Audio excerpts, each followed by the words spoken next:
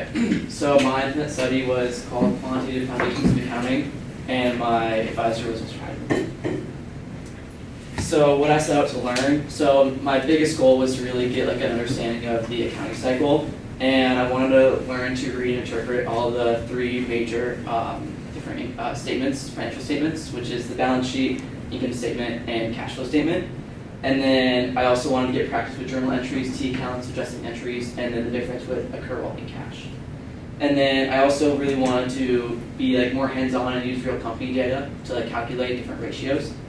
And then finally just bring it all together and apply everything I learned to my capstone project using Costco's SEC 10K findings.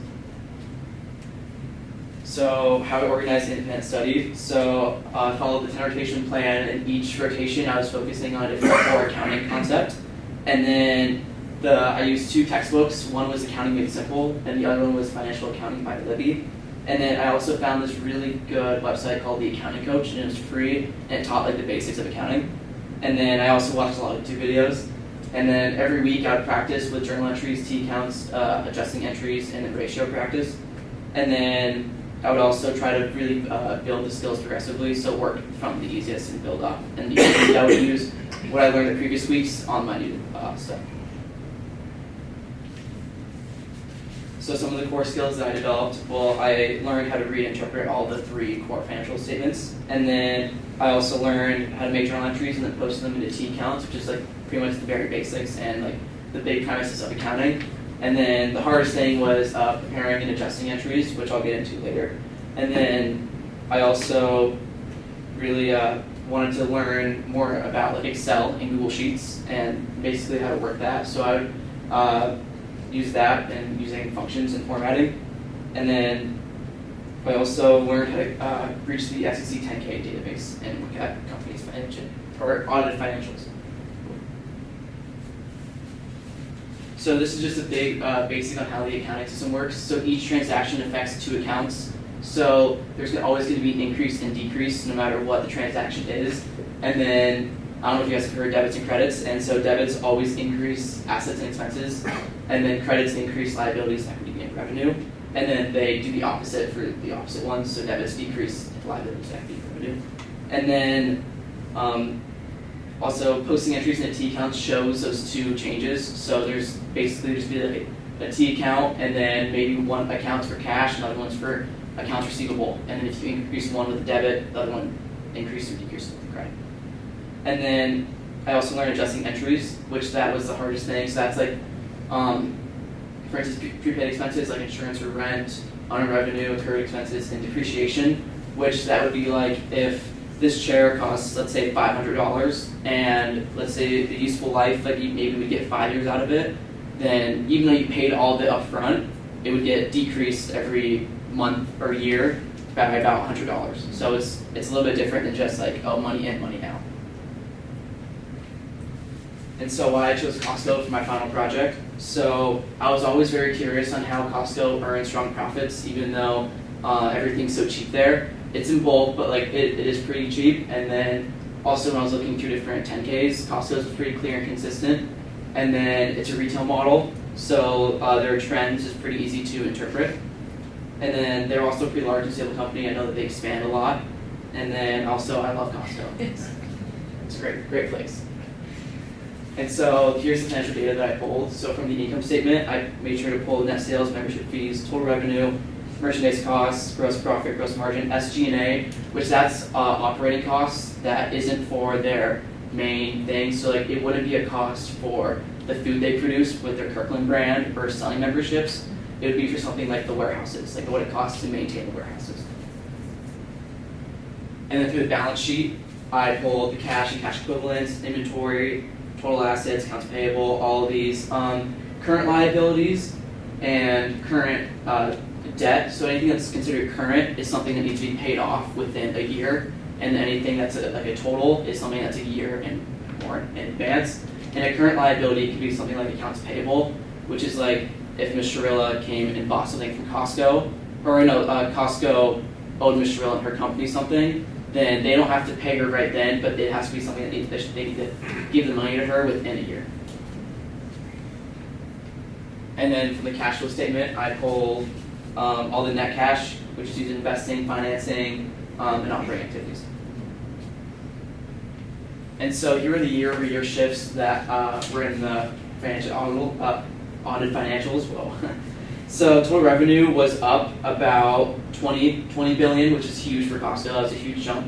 And then net income was up about $1 billion, and gross profit was also up around $3 billion from 2024.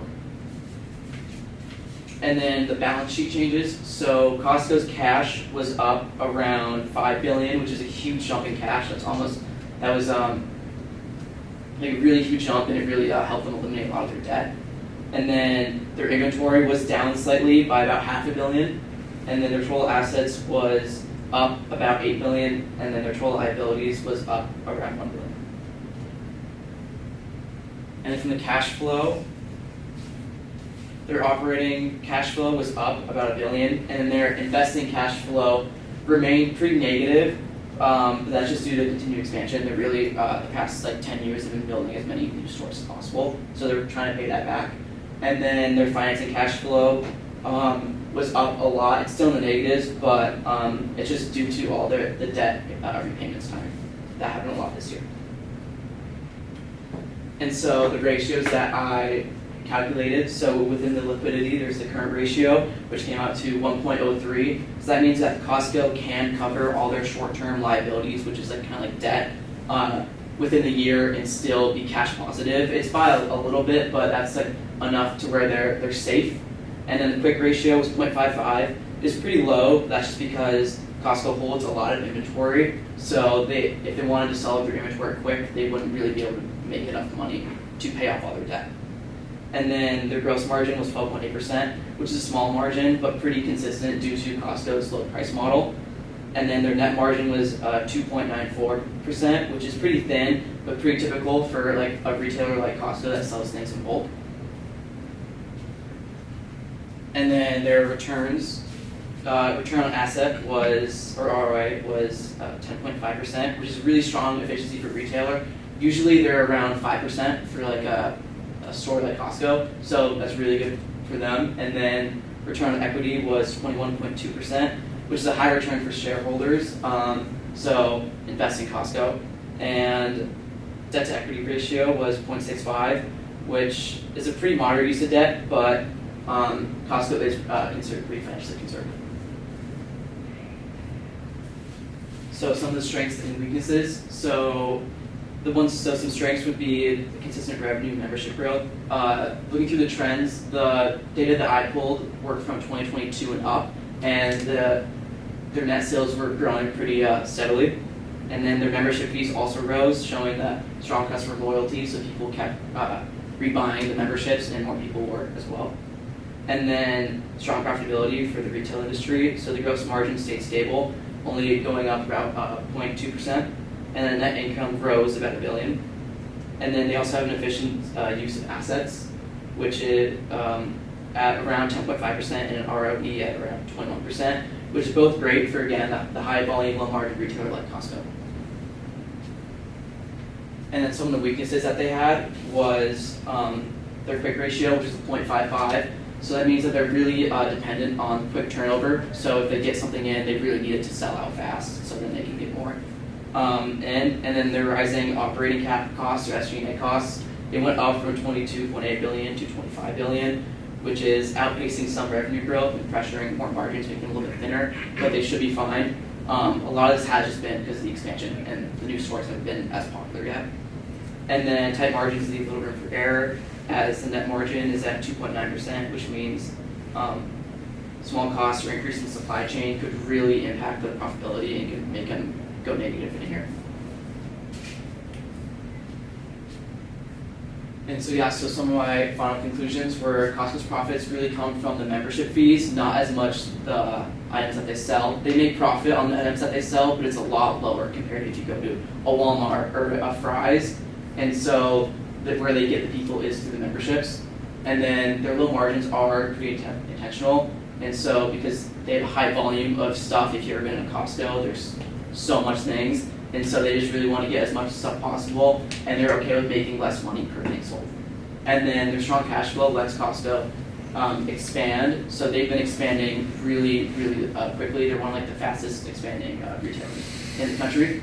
And then their year-over-year trends show steady growth in revenue, income, and cash.